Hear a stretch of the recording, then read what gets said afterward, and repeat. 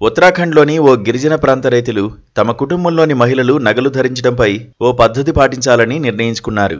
గ్రామ శ్రేయస్సును దృష్టిలో పెట్టుకుని జౌన్సార్ బావర్ గిరిజన ప్రాంతంలోని రైతులు ఆభరణాల వినియోగంపై ఆంక్షలు విధించారు. అయితే ఈ నిర్ణయాన్ని వారు మహిళల ప్రమేయం లేకుండా తీసుకున్నారు. బంగారం ధర ఆకాశాన్నంటుతుండటంపై ఆందోళన చెందుతూ ఇటీవల కంధాడ్, ఇంద్రోలి గ్రామాల పురుషులు ఒక సమావేశం ఏర్పాటు చేశారు. ఇది పెళ్లిళ్ల సీజన్ కావడంతో గ్రామంలోని 2 కుటుంబాల్లో వివాహాలు నిశ్చయమయ్యాయి. పురుషులు ఏర్పాటు చేసుకున్న ఈ సమావేశంలో బంగారం ధర భరించలేనంత ఉందంటూ ఆందోళన వ్యక్తమైంది. ఈ సందర్భంగా తమ ఇళ్లలోని బంగారంపై వాదోపవాదాలు జరిగాయి.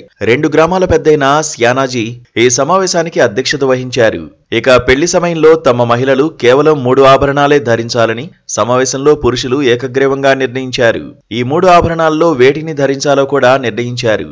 అవి ముక్కుపుడక, చెవిపోగులు, మంగళసూత్రం.